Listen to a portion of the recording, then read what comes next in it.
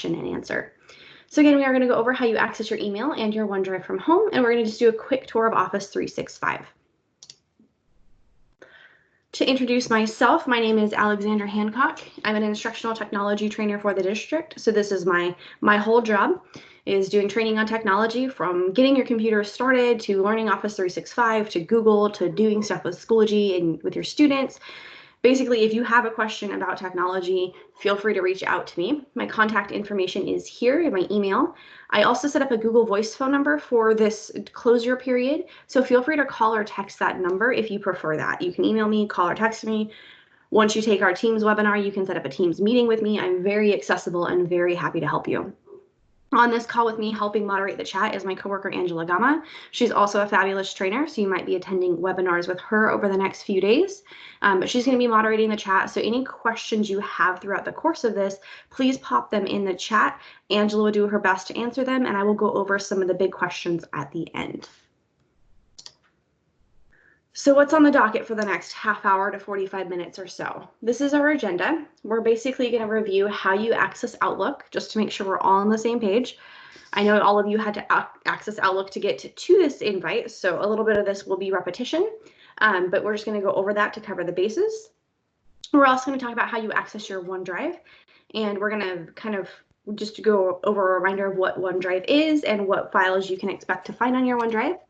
And then there's also just some information about additional apps to explore. So we are going to take the next half hour to go over this stuff. And then just so you know, this webinar is being recorded. So we will be able to send you a copy of this recording after the webinar is over. It'll take a few minutes to upload, but I will get you a copy of this recording. And that recording will stay live so you can come back and relive the magic. And again, please make sure you mute your microphone for me. All right, so let's go ahead and talk about Office 365. So Office 365 is the online cloud portal of the Office Productivity Suite. So you have online versions of all your favorite apps, you have online cloud storage, you have access to your email, your calendar, everything that you do normally on your computer lives in Office 365 as well as on your computer, so it's easily accessible. The nice thing about Office 365 is because it's cloud-based, it means any device you're on, you can get to your files. So I know some of you have a district device you brought home with you, or some of you might still be working at the district. Your district device will sync to Office 365. All your files will show up there. However, if you have a home laptop you're more comfortable with, you can use these same steps at home on your home laptop to get to the same information. So that's one of the big, huge perks of cloud services is that means wherever you're at, whatever device you're on, you have access to the files. So how do you log in to Office 365 to get to all of these fabulous files on any device? You're going to start with step one. The easiest way is to start on the district webpage. That's the route that most people are familiar with. So go ahead and you'll open up the district webpage, www.mcs4kids.com. Our website is a little bit picky. You do have to put the 3 W's. Not totally sure why, but that's just how it works. You do have to put the 3 W's, or you can just Google mcs4kids.com, and the top Google results will typically be our district webpage. Once you get on the district webpage, you're going to notice that district webpage looks a little bit different because we've got some closure resources front and center. However, all of the tabs at the top still work. So you're going to go into the staff tab, and you're going to go into staff applications. So that process is the same, even though the website looks a little bit different on the homepage. So staff applications, and you're going to have that long list of staff applications listed there. It's alphabetically sorted. So you're going to look for the O's, and you're going to try and find number 4 there, Office 365. So you scroll through that long list, find the O's, find Office 365, click on Office 365, and then if you are on your district computer, it should single sign you on. So it'll automatically sign you in with your email and your password. However, that hasn't, for most district devices, that works. If it doesn't work, or if you're doing this from home on your home device, you'll just need to enter that full email, and it's the @monet.k12.ca.us email. It needs to be that full email, and then your same computer password that you use for everything, and that will get you into Office 365. As a quick aside, you are going to get a copy of this slide deck, so don't feel like you got to furiously jot this down. You'll get a copy so you can go through this again. Once you sign into Office 365, you're going to be brought to this home page here. Your homepage is going to look slightly different than this. The main area that's going to look different is your application ribbons and your documents, just because that varies from user to user. And we'll talk about where those are and what that looks like. But do expect a very similar interface with some slight differences depending on your customizations. So again, this is your homepage with all of your Office 365 apps. If you want to navigate between any app, there's a waffle in the top left corner there. That waffle will let you quickly switch between any apps in this online suite. So if you're in Outlook, you click the waffle, you can switch to your calendar. If you're in your calendar, you can click the waffle and switch to OneDrive. So the waffle is up there in the corner. When you click on the waffle, the app pane will open up. And on the app pane, you'll see your most recent used apps and your most popular apps. And you'll also see some documents that you've worked on recently. You just simply click on one of those apps to open it up. It will open up for you. And you can click back on the waffle to switch into another app. So that's a helpful area for quickly navigating around Office 365. If you want to see more apps, you can click all apps there. We do have some additional apps. One of them might be Teams, although we can see Teams in this list here. There are some other apps that you might need access to, so you just click all apps to see any other app included in your Office 365 suite. Back to the home page now, we're going to take a look at some of the parts of the home page itself. This center area here with these different tiles, this is your app ribbon. And this is an area where you can expect it to look a little bit different, just depending on what apps you've used and different things like that. But you should for sure see your Outlook. You'll probably see a calendar, you'll see your OneDrive, and then you'll see the different Office productivity tools, Word, Excel, PowerPoint, OneNote, Teams, Sway, all of that fun stuff. You should see icons for each of those. And if you click on one of those apps, it will open up for you. Typically, it will open up in a new tab so you can come back to the Office 365 to get into a different tab.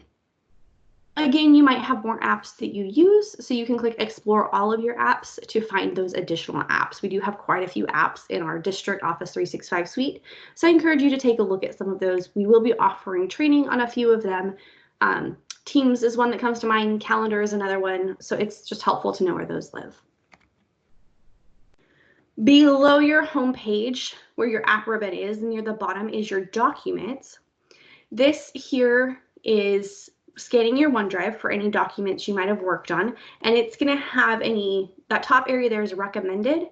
That's going to pull any documents you've worked on recently so that you can quickly access them.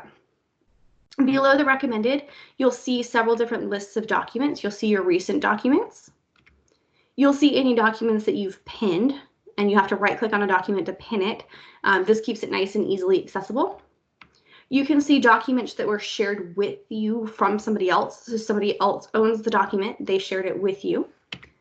And there's also this Discover area here. This just kind of tracks different documents that are being worked on by different people that you have access to. So you can go in and you can see, oh, Angela's been working on this document recently. Maybe I need to go in and check it out too. So Discover is just another way to kind of keep documents on your mind that other people might have been working on. Finally, in your home area in Office 365, there's also a search function. This search function is super powerful. It can scan your entire OneDrive. It can also scan your email, and it can look for contacts. So if you're lost and you're not sure where something is, try the search function, and it should be able to find it for you. And it can do it with just 1 or 2 keywords. Just be super precise with your words, and it should be able to find what you're looking for. You can also do a little bit of personalization of your Office 365. I know we all like to change our profile picture, and maybe you want to change that little top banner. If you want to change your profile picture, up in the top right corner there should be a little avatar. It's probably a little gray person to start with, but you can, or it might be your initial. You can click on that. And then once that little pane opens up, you can click on the profile picture again to open that up. And then you'll have this pop-up that will show up that will allow you to upload a new photo. So you can upload whatever you like. You can upload a Bitmoji, you can upload a personal photo, you can upload a picture of your dog or a landscape if you're feeling a little bit restless. Anything you want, you can go in and you can change that. Just keep it professional and appropriate. You can also go into your profile to see other things about your profile. You can set your name and different things like that. A lot of that profile information comes from our account setup, so there's not a whole lot you can change in there, but you can check it out and see what's available. Another cool thing that you can do to personalize your Office 365 experience is you can go into the gear icon. So that's 2 over from your profile icon. You can go into the gear icon and you can change the theme.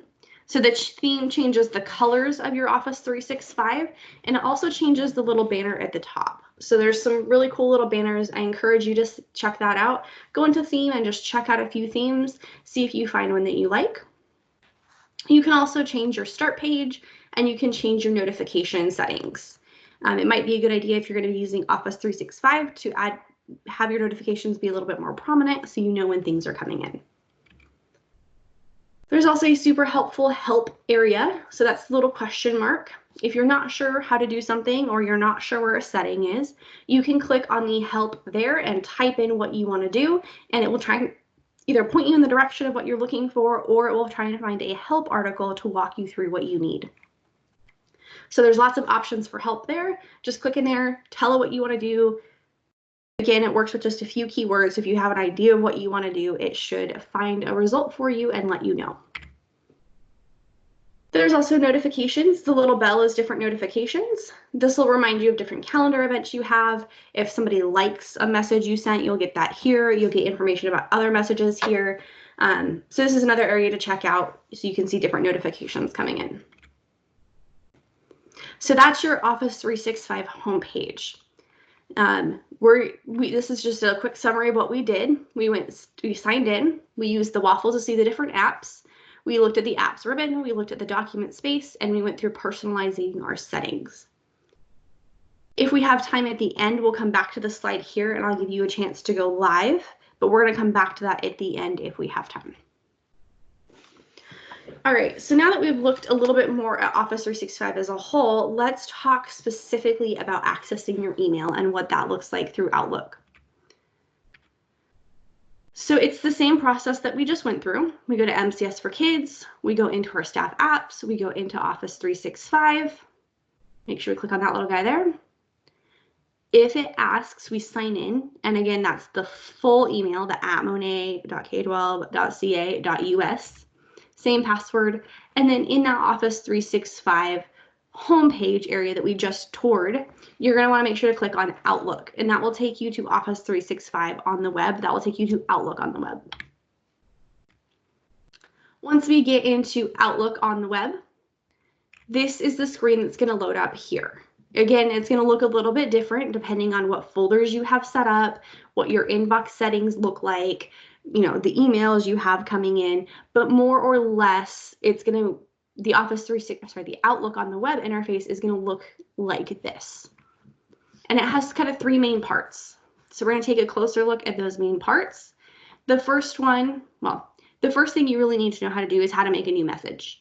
And that's in the top left. Under that word Outlook is the option to make a new message. You click new message, the new message window pops up. It ties to our directory, so all you have to do is type in the last name or the first name of the person you're looking for. Their name should pop up. You click on them, you fill in your subject, you fill in your message, you hit send. Pretty straightforward. And now we're going to look at the different parts of Outlook on the web here. The leftmost column is your different folders. And this, again, is going to look different depending on your email setup. Everyone should have an inbox, everyone should have a drafts, everyone should have sent and deleted, but anything below that are folders that you set up that you sort your email into. These folders do sync from Outlook, so if you open up Outlook on the desktop and you use that and you make folders there, those folders will sync up to Office 365, so you should see any of your folders will show up here. When you click on a folder, it will highlight in blue or whatever color your theme is set to, and then all the messages within that folder are going to load up in that next column there. So right now we're in the inbox folder, and once we're in the inbox folder, our inbox messages show up here. If I were to go into a different folder, I would see those messages in that folder. If I were to go into drafts, I would see my drafts, so on and so forth. I see some basic information here. I see who the message is from. I can see the subject of the message, and I can typically see the first line or so of the message. So if we look at that message that's highlighted in blue there under the word today, I can see that this message is from Henry Brill and Elvia Atkins. The subject is moving party, and we can see the first line there and some of the pictures that are included in this email. And when it's clicked on blue there, that means that that email is actively selected. So when we move to that final column there, that's where we actually see the email content. So again, we're going to see who it's from.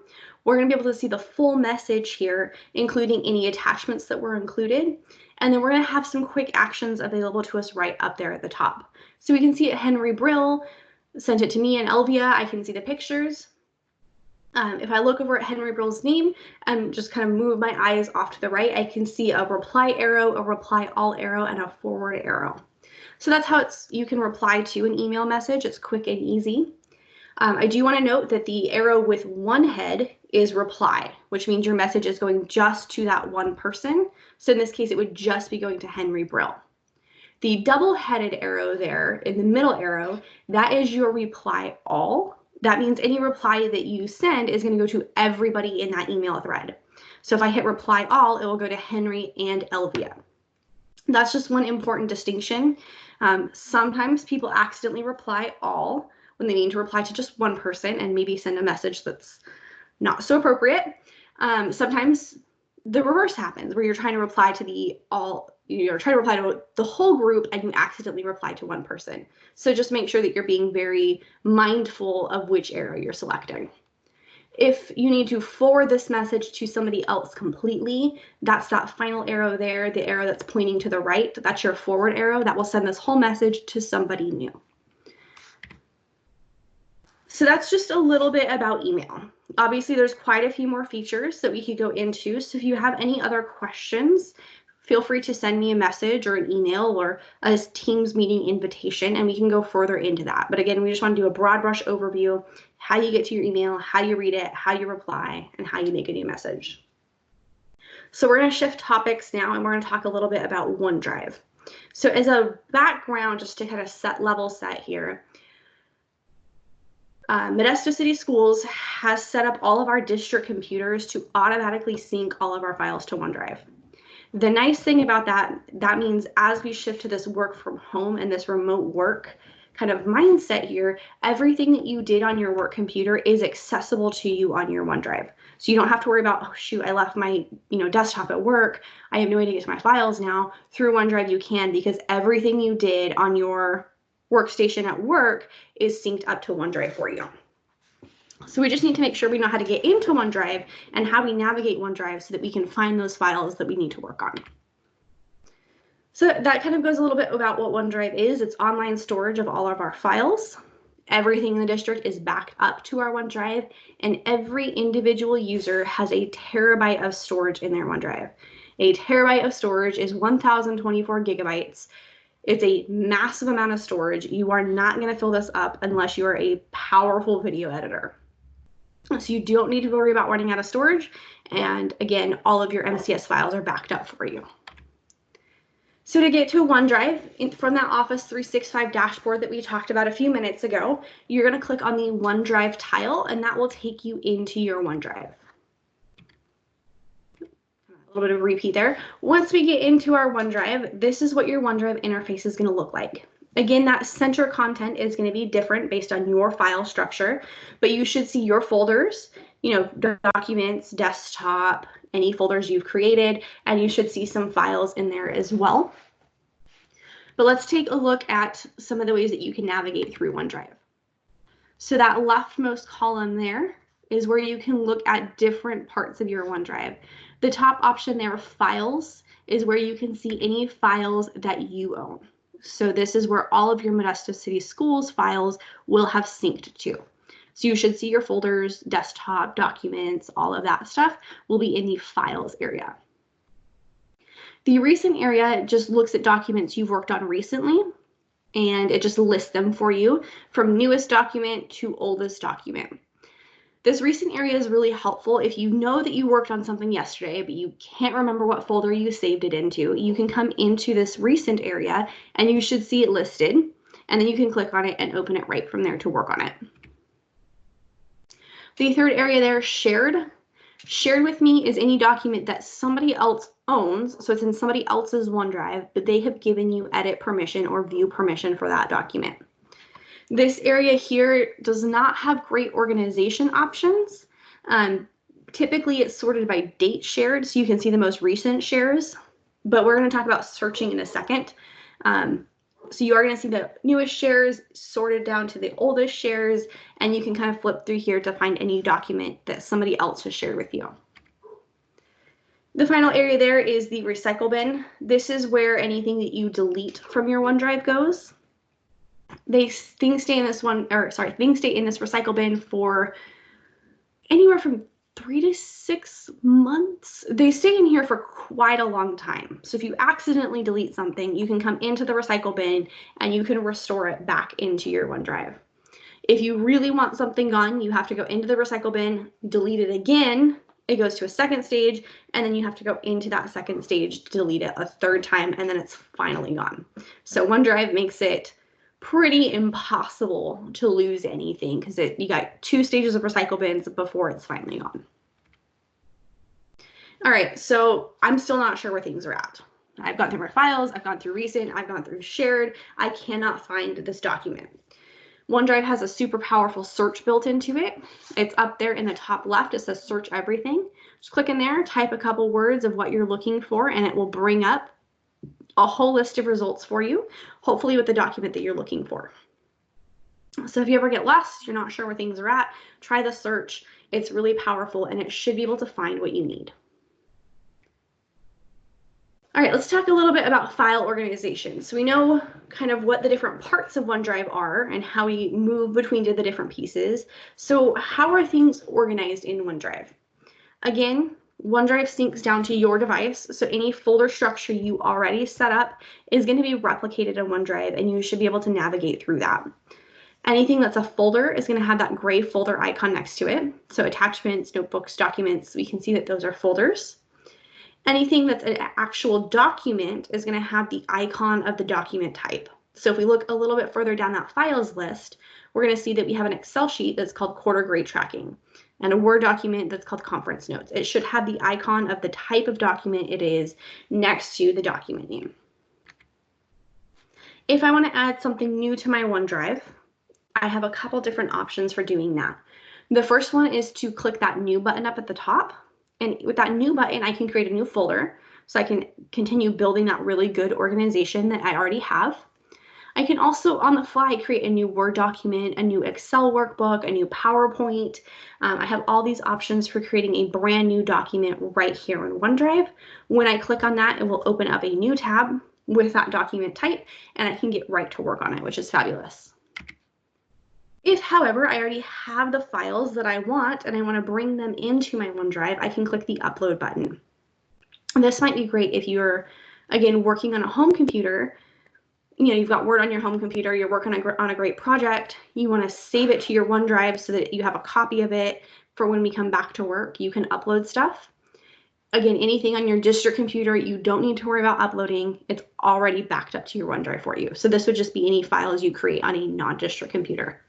You click upload, you can choose to upload individual files or whole folders. And depending on if you're on a Windows or a Mac, once you decide what you want to upload, your File Explorer will then show up and you'll navigate, find what you want to upload, click on it, and upload it to OneDrive. So you can see in this example, this is a Mac. If you use a window, you'll see the same Windows File Explorer you see regularly. And then once it gets uploaded, it'll pop up into your OneDrive and you'll see it. We're going to talk a little bit more about managing files that are already in OneDrive. So you can see here, I've got that folder attachments checked. When I check on a folder or an individual document, so here I've checked on this, I get some different options up at the top. So when I'm not checked on this, I see that, let me back up a second, I see new, I see upload. When I do check on a document, this top ribbon here changes to some different options. So I can share this, I can copy a link to this, I can delete this, I can move this whole folder, I can copy. So I have lots of different options for managing this file here in OneDrive. We're going to talk a little bit about sharing in a second.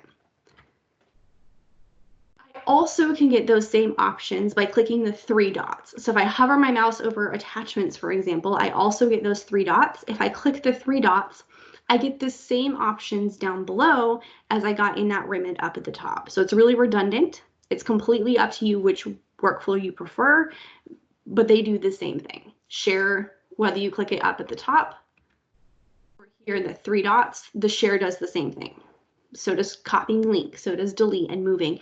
It's the same process, it's just repeated. The other thing that you can do is when you're selected on a file, there's also a little information window that shows up. If you click on that, that will give you some additional information about the folder or the document that you're working on. It should tell you like the size, when it was created. It might tell you who it was shared with, when it was last accessed. You're going to get different information depending on the different item. Folders give you different information than Word docs, for example, but it's a great way to get more information.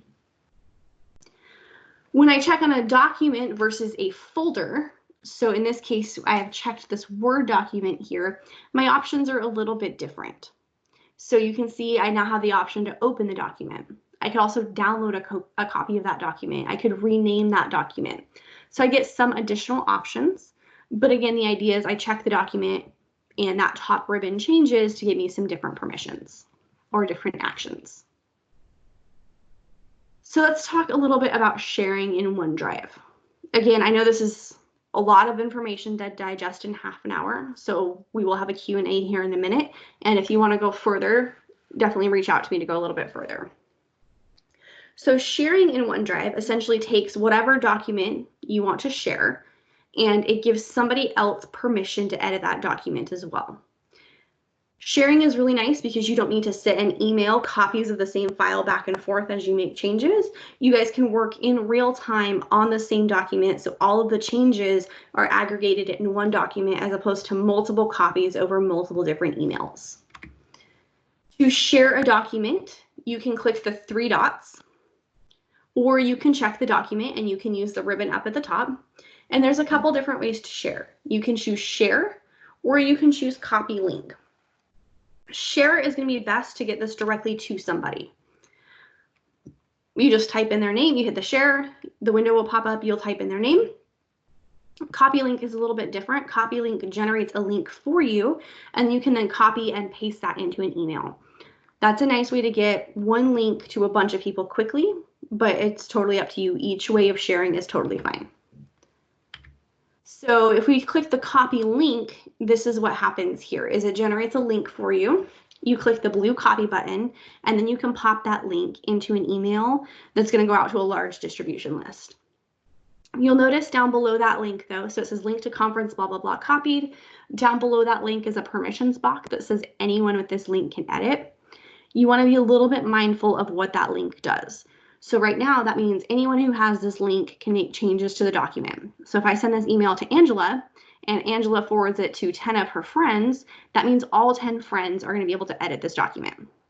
Depending on the situation, that might be fine, or I might want to be a little bit more granular with my sharing control. It's kind of up to me. If I do want to be more granular with my sharing control, I would instead come into the share area here. And where it says enter name or email address, I would enter the name of the specific person I wanted to give share permissions to. In this instance, maybe I just wanted just Angela. I would type in Angela's name, and then I would click send to send her a link to the document, but then she is the only one who has permission to do that. If I want to change my link settings here so that not anyone can edit it, but maybe they want to just view it, I click on that box that says anyone with this link can edit. And I can come in here and I can say only people in Modesto City Schools, people with existing access, specific people, or I can look at that other settings area and I can uncheck that box to allow editing. That means that anyone with this link can view the document, but they won't be able to edit it. And then I have a little bit less to worry about. They're not going to ruin my hard work. If I prefer that, I click apply, and then a new link will be generated and I can copy that link and put that link into an email. Couple pro tips with sharing with you. If you have a large amount of files that you want to share with somebody that you need to work on, typically sharing a folder is easier than sharing all those single files. When you share a folder, anything in that folder gets the same permission. So if I create a documents folder for training with Angela and I share the whole folder with her and I give her edit rights, she's going to have edit rights to every single item in that folder. So that's helpful for sharing a lot of documents, but it's also important to keep in mind that I am giving your edit rights to everything in that folder. When you do share with people, when you do share folders with people, they have some options as far as organizing, editing, adding to, deleting from the folder so that they can really work to organize that folder and keep it well organized, and they can bring in documents of their own that might be helpful to have in the folder. So that's one helpful reason to share a folder, is everyone can work with you to keep it organized. They can add their own materials and they can restructure things within the folder. However, you can set a folder to view only. So you can restrict that editing permission. You can give them just view access to the folder. That means that they can see everything in the folder, but they won't be able to make changes to it. They won't be able to add to the folder. They won't be able to delete from the folder. They can just see everything. So it's kind of up to you and the goal of your sharing, whether you want to give them edit rights or not. And just as a reminder, if you want to share and you want to change it from edit to view, make sure you click on that anyone with a link can edit and, uncheck the allow editing box, and that will drop them down to viewing level permissions.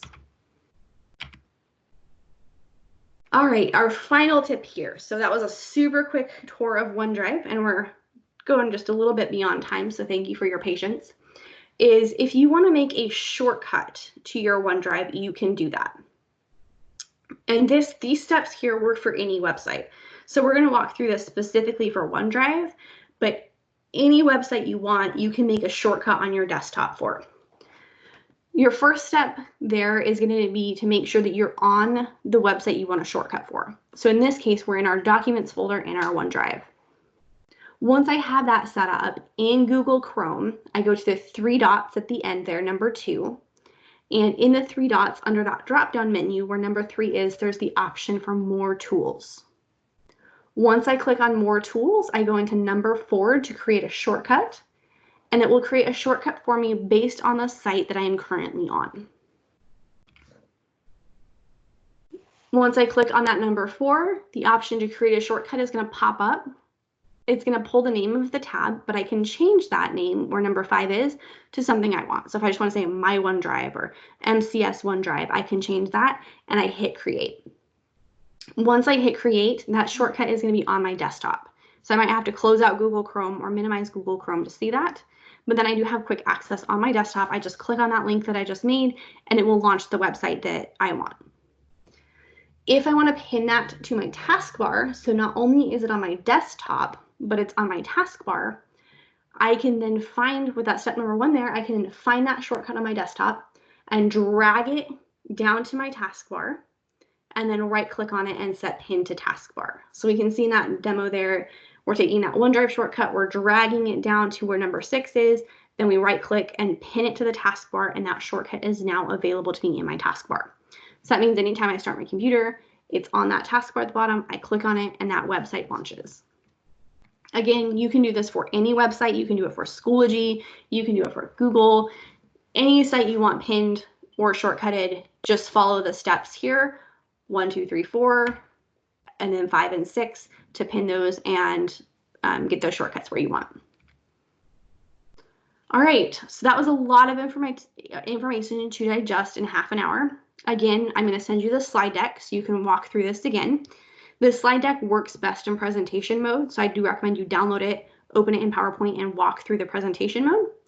We also are recording this, so as soon as the recording finishes processing and we upload it to YouTube, I will make sure you guys get a copy of this recording as well. So you'll probably get that sometime tomorrow. I'll send you this slide deck and the recording. In the meantime, I'm happy to take any questions. Feel free to pop them in the chat if you want. This is also a relatively small group, so if you want to just unmute, feel free to unmute and ask me your questions.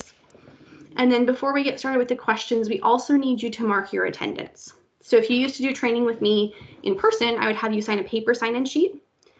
In this case, I need you to sign in digitally. So what you can do is you can open up a web browser and go to that link there, bit.ly/MCS-webinar. It is case sensitive. I will also paste that link here in the chat for you as well. So you can either type it in yourself or come into the chat. and I will paste it for you in there in just a second.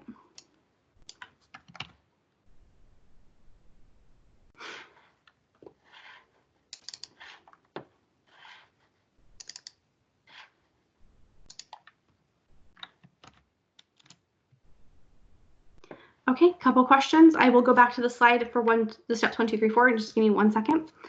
I'm gonna leave this up for a second longer. The second question is, if you want to share a document or a folder within for your entire department, is there a shortcut for that, like Handshot English department, or you have to put each person's name in? If you've already created that contact group, I believe you can type in that contact group and it should go to everybody. If you try and type that in and nothing is showing up, you might have to type in each individual person's name. That's where it'd be helpful to create a folder, share that whole folder with everyone one time, and then add anything new to that folder so you don't have to keep resharing. Right, so let me back up to these steps again. So backing up to the steps 1, 2, 3, 4. 1, you go to the website. 2, in Google Chrome, it has to be Google Chrome, click the 3 dots. 3, go to more tools. 4, go to create shortcut, and then you go on to steps 5 and 6. I'll leave this up for a bit though. Great info, Alex. Thank you. I just want to add a little bit about that last question about the Henshaw English department group that you may need to share files with. If there isn't a group created from the district, you are able to create your own groups. So keep that in mind. So if you're continuously not only sharing, but sending emails to all these individuals or these teachers, you can create that group and have it ready to go for whatever means you need. So it is really easy to set up your contact groups. Feel free to reach out if you need additional help with that, but you can do that within your Outlook in Microsoft or Office 365, whichever it is that you use. Perfect. Thank you for clarifying that. And if you don't know how to do that, definitely feel free to reach out to myself or Angela and we can show you how to do that.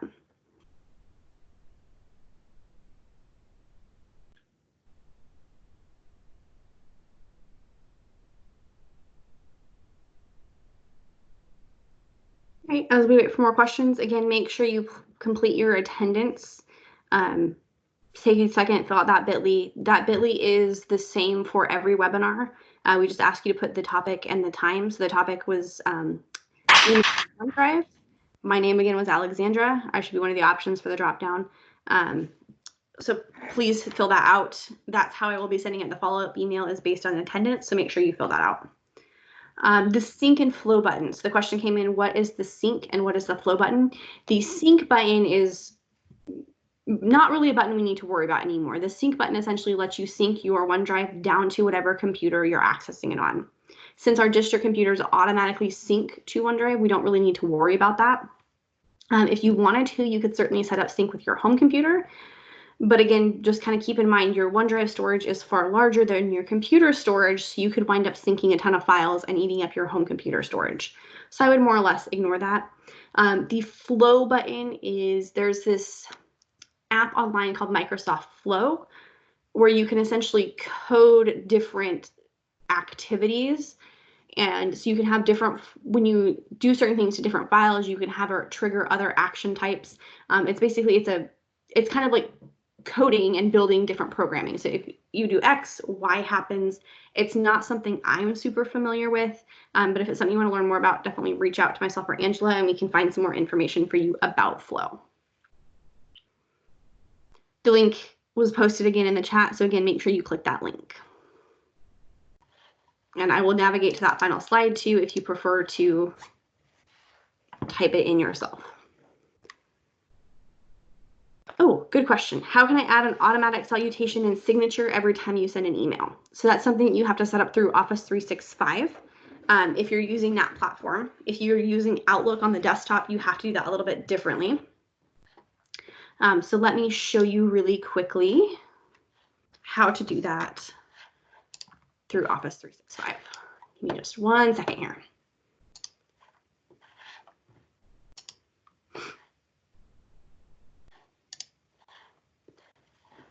Okay, so can you guys see my screen? Yes, I can see it. Thanks. All right, so I'm here in Outlook. Mine is in dark mode, so it's going to be black as opposed to white. But if I want to set up an email signature, I need to first come into Outlook and then come into the gear icon up at the top here. And in this gear icon, I'm going to go down to this pane here and I'm going to click View All Outlook Settings. And remember, we are recording this, so you can rewatch this. Once I go into View All Settings, I can come into, so yes, Compose and Reply. So in Mail, I'm going to come into Compose and Reply, and my option to create an email signature is here. So I format this how I want. In this case, I did thanks, and I inserted an image with my contact information. And then I want to make sure that these boxes here are checked, automatically include my signature on new messages, and automatically include my signature on messages I forward or reply to. As long as those are both checked, I don't have to click save. I just set up my signature, I check the boxes, I close that out, and now my signature is live. One other kind of cool thing is here in message format, I can also decide what font I use and what size I use. So if you have a particular font you love, which is a little bit nerdy, but I totally have fonts that I love, I'll own it, I'm a total nerd. You can come in here and you can compose, you know, I want my messages to look like this, I want them to be this size, and any message you send through Office 365 will have that formatting. And again, if you do make any changes, they should automatically update, but there might be a blue save button that shows up down at the bottom. Make sure you save and then close out, and your signature will be in there.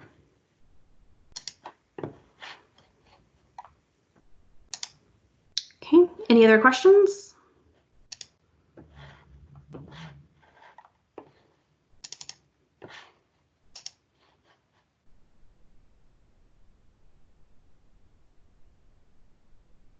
All right.